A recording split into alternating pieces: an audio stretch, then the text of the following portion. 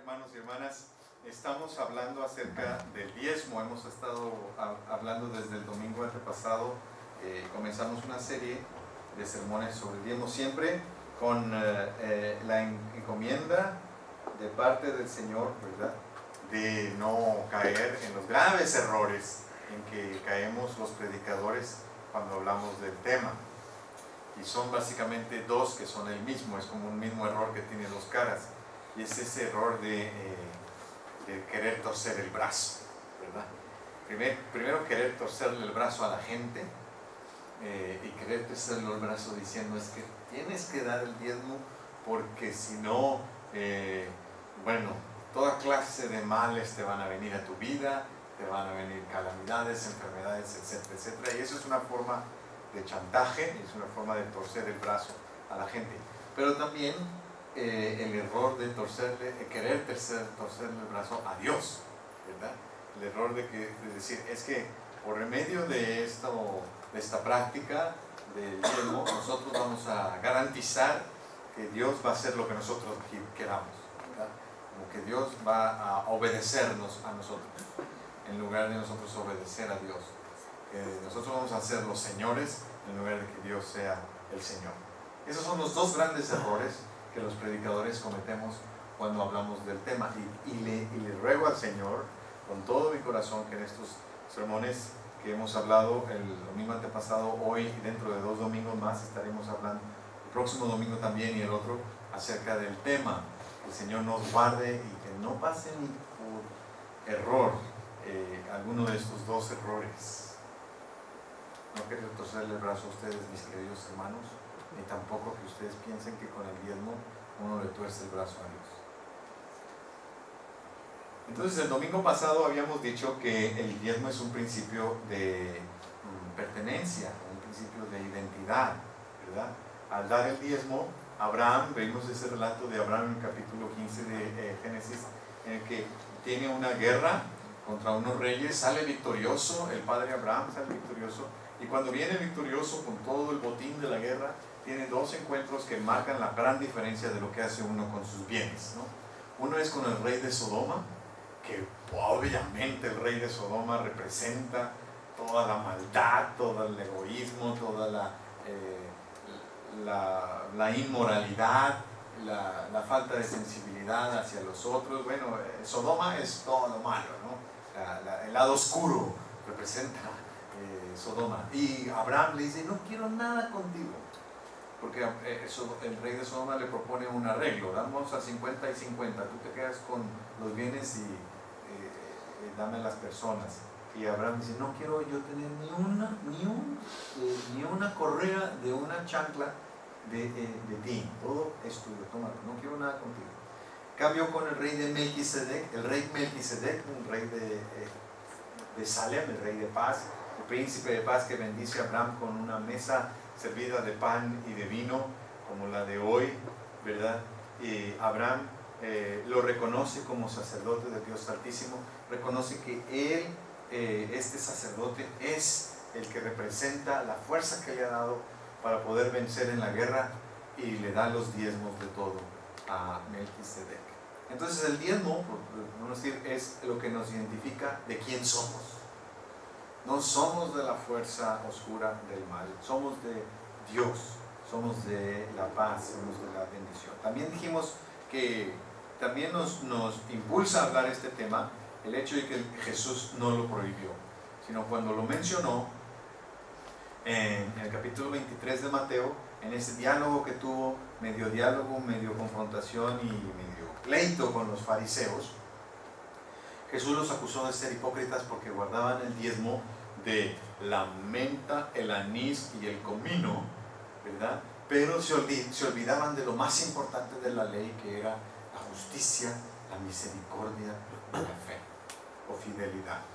Entonces, nos podemos imaginar, ¿verdad?, lo ridículo que es alguien diezmando el comino. Ustedes conocen el comino, ¿no? Y también el anís, igual, y también la mesa. El Señor Jesús utilizó ahí su gran sentido del humor, ¿verdad? El Señor Jesús tenía un buen sentido del humor, Ese es un buen ejemplo. Otro ejemplo del sentido del humor de Jesús es cuando dice, no le quieras sacar la pajita del ojo de tu prójimo cuando primero tienes tú en tu propio ojo una viga. Bueno, eso es para reírse, ¿verdad? Y para llorar también. Es decir, yo tengo una viga y le quiero sacar a mi prójimo una paja de su ojo, porque Jesús utilizaba ese recurso del sentido del humor. Entonces en esa ocasión le dijo a los fariseos, ¿no están ustedes qué hipócritas son que están diezmando el comino? Puede ser con lupa, ¿verdad? A ver, con el 10% de cuántas semillitas de comino o de anís o de menta para cumplir la ley, pero dice Jesús, se olvidan de lo más importante, la justicia, la misericordia y la fe o fidelidad.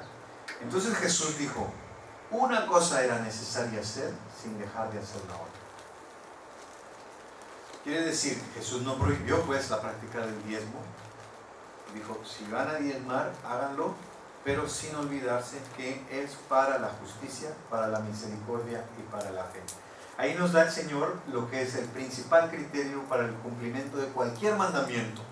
No importa cuál mandamiento, cualquier mandamiento se ha de cumplir para la justicia, para la misericordia y para la fe o la fidelidad. Eso quiere decir, hermano, que el que cumple el mandamiento, por ejemplo, de dar el diezmo, no es para hacerse más orgulloso, más fariseo, más arrogante o más hipócrita. Si el que cumple el mandamiento, el que da el diezmo, es para hacerse más justo, más misericordioso y más fiel.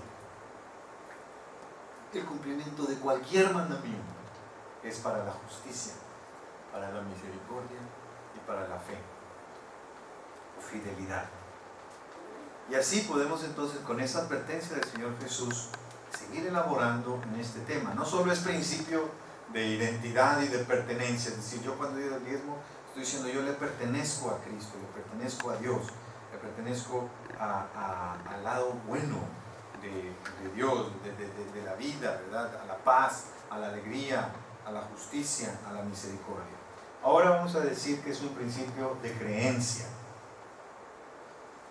Principio de creencia. Nosotros leímos ahí Deuteronomio 8, capítulo 8, esos versículos 17 y 18 que dicen así: que no se te ocurra pensar, he alcanzado esta prosperidad gracias a mi esfuerzo y a mis propios medios. Recuerda que ha sido el Señor tu Dios quien te ha dado las fuerzas para obtener esta prosperidad. Así ha confirmado hoy la alianza que juró a tus antepasados. Que no se te ocurra pensar, esta riqueza es fruto de mi poder y de la fuerza de mis manos. Recuerda al Señor tu Dios, porque Él es quien te da el poder para producir esa riqueza. Entonces, el que da el diezmo lo hace porque cree en Dios. Dar el diezmo es un asunto de fe, es un asunto de creencia. Por esta creencia en Dios, la vida se ordena, se establecen prioridades, se guardan disciplinas. Fíjense qué palabras estoy diciendo: orden, prioridad, disciplina. Pero ¿qué tiene que ver la fe con el orden, la prioridad, la disciplina? ¿Es que acaso no creemos en un Dios de bondad, un Dios que no nos exige nada, un Dios de gracia, un Dios que nos ha recibido en Cristo Jesús y entonces ya no hay que hacer nada para ganarnos su favor? Sí, ¿verdad?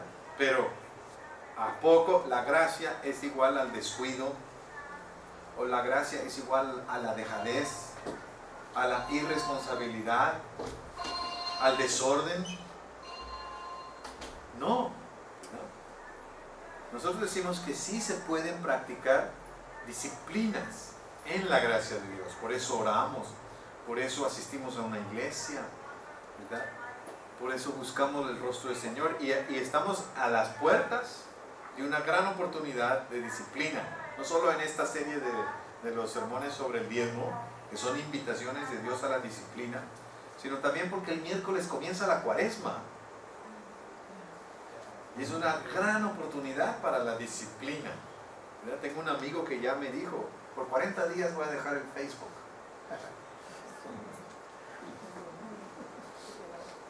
Pues que Dios te bendiga. Bueno, nos vemos después de 40 días. Te voy a extrañar, pero Dios te acompañe. Bien. Algo que represente una medida de 40 días, en pocas veces durante el año tenemos la oportunidad de entrar a una disciplina. Y esto que comienza el miércoles es una invitación a la disciplina. Hagan de cuenta que espiritualmente nos pesamos este miércoles para volvernos a pesar en el domingo de resurrección. ¿Qué tanto pesamos? Espero, espiritualmente hablando, que sea más, que pese más nuestro corazón, que pese más nuestras palabras, nuestra voluntad, nuestro amor, nuestra alegría, nuestra vida, ¿verdad? Si dejamos pasar la oportunidad, vamos a decir, es que no hay diferencia, todos los días son iguales, no hay tiempo sagrado, nos portamos un poco como los hermanos de Jesús que le dijeron a Jesús, ve a mostrarte ya a la fiesta, si quieres que mostrarte al pueblo, pues ve, esta es la oportunidad para hacerte famoso. Y Jesús les dijo, es que para ustedes todos los días son iguales, todos los tiempos son iguales. En realidad no conocen porque no ha venido todavía mi tiempo. Y así nos portamos nosotros cuando dejamos pasar oportunidades como esta, de que empieza el próximo miércoles, sin hacer ningún desarrollo espiritual. La cifra 40 es una cifra que tiene que ver con aprendizaje. 40 días de aprendizaje, 40 días en el monte Horeb, el profeta Elías buscando el rostro del Señor, 40 días en el desierto el Señor Jesús en ayuno y en oración, 40 años el pueblo en la peregrinación que va de Egipto hacia la tierra prometida, 40 días el Señor después de resucitar estuvo con sus discípulos hablando sobre el reino de Dios antes de su gloriosa ascensión. Es decir, la cifra 40 es un símbolo de aprendizaje. Y el día de hoy los cursos intensivos se organizan en 40 horas de estudio, ¿verdad? 40 unidades, o sea, como que 40 tiene algo que ver con aprendizaje. Hay que preguntarse, bueno, en estos 40 días que comienzan el miércoles, ¿qué voy a aprender? ¿A qué me voy a dedicar? Que el Señor me enseñe. Y yo le invito, hermano, que considere esto, la disciplina en la gracia, la disciplina de la oración, del ayuno y especialmente del diezmo. ¿Qué lugar tiene el diezmo en la vida cristiana? Creemos, ¿verdad?, que dar el diezmo no es lo que nos salva. Y el cristiano o cristiana que no lo practica no está en peligro de perder su salvación. Pero la fe se vive y se manifiesta en las consecuencias que produce en nuestra vida. O sea, el diezmo es una consecuencia de creer en Dios. Es una señal que indica que nuestra vida está ordenada en función a nuestra creencia en Dios. El diezmo indica que Dios ocupa un lugar prioritario en nuestros asuntos. Es una disciplina que nos permite, pues, creer en la salvación que hemos recibido por gracia. ¿Ya? El ser humano está siempre en peligro de olvidarse de Dios cuando está saciado y tiene todo aún más de lo que necesita. Es el peligro de idolatrar el empleo, de pensar que el empleo es un Dios que nos provee de todo lo que necesitamos. Es el peligro de borrar toda idea de Dios de nuestra mente, de pensar que todo en la vida es nomás horizontal, ¿verdad? No existe la dimensión vertical, no existe lo que viene de Dios. Es el peligro de pensar que todo lo que tenemos es producto exclusivamente de nuestro trabajo, de nuestro esfuerzo, de nuestro talento, de nuestra creatividad. Dice, cuídate, que no se te ocurra pensar que esta riqueza es fruto de tu poder y de la fuerza de tus manos.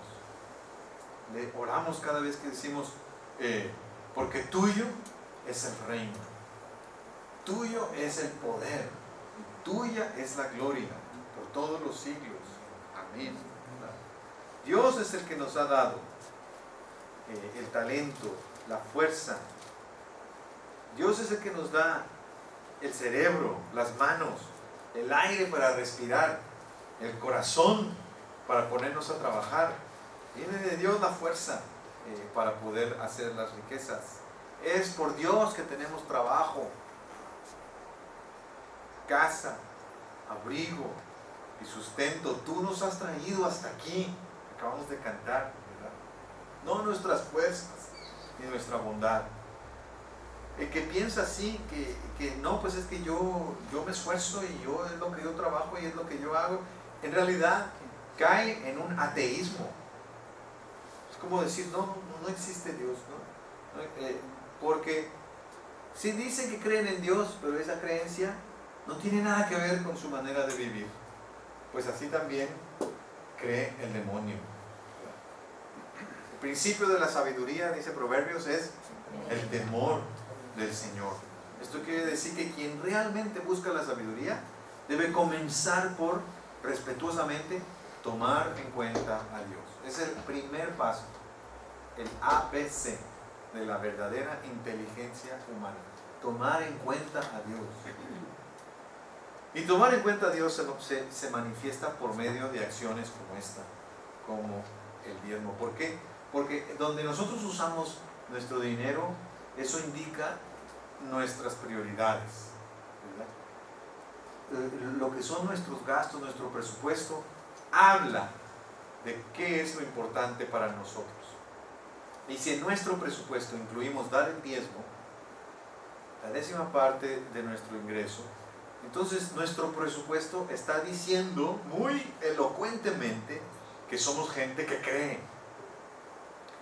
Creemos que Dios no solamente existe, sino que Dios nos ha dado la fuerza para generar el ingreso. Y por eso damos el diezmo. Dar el diezmo es un acto de fe, reconociendo el lugar que ocupa Dios en nuestra vida, manifestando nuestra creencia y santificando también la totalidad de nuestro presupuesto. Alguien puede decir, no hermano, es que no hay que dar el diezmo, en realidad hay que darlo todo, el 100%, ¿verdad? Porque todo es de Dios. Y estoy de acuerdo con eso, pero esa fórmula de dar el 100% y no el 10% no es realista. No puede fomentar una disciplina y no representa una administración responsable de los recursos. Estoy de acuerdo, sí, que hay que dar el 100%, pero esa forma de pensar se está moviendo en terrenos muy inestables de falta de congruencia en lo que se dice y lo que se hace, y de falta de carácter. Estoy de acuerdo que a Dios hay que darle el 100%, pero precisamente para eso está el diezmo. Porque no es ni congruente ni responsable decir, es que todo es de Dios y le voy a dar todo a Dios. Porque hay que representar el todo en esta pequeña parte, el 10%. Y lo damos precisamente porque creemos que todo es de Dios. Ahora, hermanos, yo vuelvo a decir lo que dije al principio. No hay más que cosas buenas que decir con respecto al diezmo. La práctica del diezmo trae orden al manejo de nuestro dinero. Muestra la prioridad que Dios ocupa en nuestra vida. Nos ayuda a ser disciplinados como administradores. Es una buena manera de corresponderle a la gracia de Dios. Es decir, que creemos que Dios nos da todo por gracia. Y así pues, nosotros creceremos en madurez, tomaremos nuestro lugar en el mundo de Dios, diremos fuerte y claro que dentro de nuestro corazón y dentro de nuestras billeteras creemos en Dios y le pertenecemos. Ordenamos nuestra vida con Dios presente en nuestro mundo.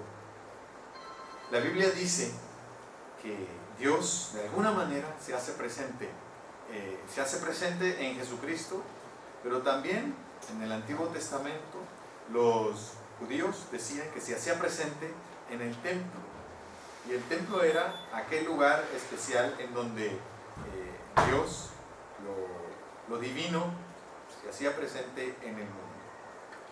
Y el capítulo final de Ezequiel, el 47, habla de un de un río que sale del templo, del altar, ¿verdad? Sale un río que riega la tierra y trae vida. Y voy a compartir la misma idea, pero en el capítulo 4 de mi tocayo Joel, el profeta Joel. Y ahí viene en ese capítulo 4, el versículo 18, un versículo que me hizo pensar en algo precioso.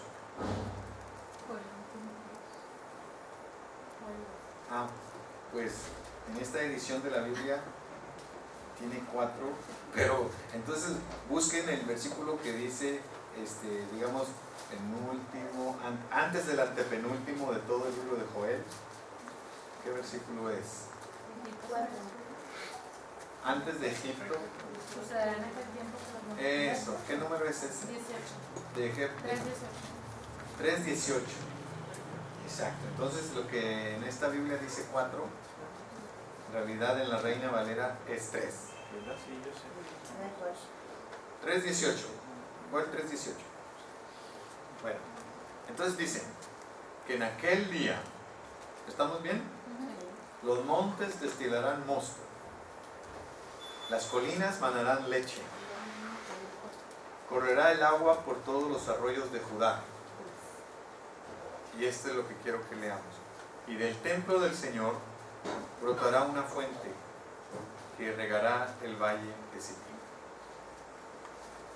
Del templo del Señor brotará una fuente. Para el israelita, el templo del Señor era como un portal del mundo que lo comunicaba con el cielo. De una manera muy real, en el templo del Señor, el cielo estaba en contacto directo con la tierra. Era como que el cielo y la tierra se entrelazaban en el templo. ¿Ya?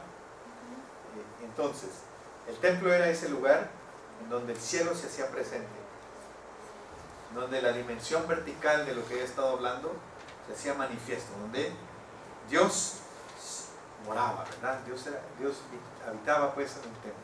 Entonces, ahí el templo era para darse cuenta que no todo es de plano horizontal, no todo nada más es humano, también está lo divino, lo del plano vertical. Y me puse a pensar que del templo dice que brotará una fuente, y me puse a pensar, bueno, ¿qué clase de agua puede brotar de una fuente que ha surgido en el templo? ¿Qué clase de agua será? Si de ahí del templo de pronto sale una fuente, quiere decir esa fuente pues viene de Dios. Es una fuente que viene, esa agua es una agua que viene del cielo, viene del espacio de Dios y está entrando a nuestro mundo, pero viene de Dios. Entonces es agua que da vida, ¿no? Es agua viva. El Señor Jesús, Juan capítulo 7, dijo algo muy parecido, y con esto vamos a terminar. Juan capítulo 7, en el último, versículo 37 al 39. El último día, el más solemne de la fiesta, Jesús puesto en pie proclamó en alta voz: si alguien tiene sed, que venga a mí y que beba. El que cree en mí, la Escritura dice que de sus entrañas brotarán ríos de agua viva. Decía esto refiriéndose al Espíritu que habían de recibir los que creyeran en él. El Espíritu, en efecto, no se había hecho presente todavía porque Jesús no había sido glorificado. Bueno, esa fuente que brotará del templo del Señor es precisamente la fuente que dice el Señor Jesús, que de aquel que cree en Cristo brotará una fuente de agua viva, una fuente de agua celestial, agua que viene del cielo. Ya no estamos hablando nada más de un lugar allá en Jerusalén, del templo. Estamos hablando de cada corazón, de cada uno de los que creemos en Cristo. El cielo se entrelaza con la tierra en cada corazón del que cree, de los que creemos. Y ahí comienza a brotar una fuente de agua, una agua especial, un agua que viene del cielo, un agua que da vida. Creemos que el cielo se hace presente en la tierra, ¿verdad? No somos ateos, ¿verdad? Creemos que el cielo se hace presente y cada vez que nosotros vivimos, que confesamos el nombre de Cristo con nuestras palabras y nuestras acciones, vuelve a brotar esa agua, ¿verdad?, que da vida a todo lo que nos rodea, nuestra familia, nuestro trabajo, nuestra casa, nuestro barrio, nuestros vecinos reciben esa vida que viene de Dios por medio de nuestro corazón, que es como un templo para Dios. Y eso lo reflejamos cuando damos el diezmo. Dar el diezmo es decir, yo creo que en la vida no todo es nomás horizontal. Y creo que si yo tengo trabajo, ese trabajo que tengo es gracias a Dios. Y si tengo la posibilidad de adquirir algo, tener un ingreso, ese ingreso que tengo, se lo debo a Dios. Y creo. Entonces, dar el diezmo es un principio de creencia. No somos ateos. Creemos que el cielo entra en contacto con la tierra precisamente en mi corazón. Y en mi corazón el Señor hace que brote esa agua viva del Espíritu Santo, que da vida y transforma mi vida y también la de quienes me rodean. Los sedientos que me rodean pueden satisfacer su sed más profunda. Es esa que creo en Cristo y de mi interior salen ríos, manantiales de agua viva. Vamos a orar. Señor, te damos gracias por tu palabra y te pedimos que por tu Espíritu Santo podamos ver brotar de nuestro corazón esa agua viva, esa agua celestial, y que nos demos cuenta que no todo en la vida es solamente las fuerzas del hombre y la realidad horizontal, sino que nos demos cuenta que tú, Señor, intervienes y produces vida nueva en cada uno de nosotros, un manantial de vida que brota y que refresca y sacia la sed de los que nos rodean. Ayúdanos, Señor, a manifestar esa fe, a manifestar esa creencia por medio de las disciplinas como el diezmo. Lo rogamos, Señor, con la súplica de que sea para la bendición, de que sea para la justicia, para la misericordia y para la fidelidad, que sea para el crecimiento y la madurez de nuestros corazones. En el nombre precioso de Jesús.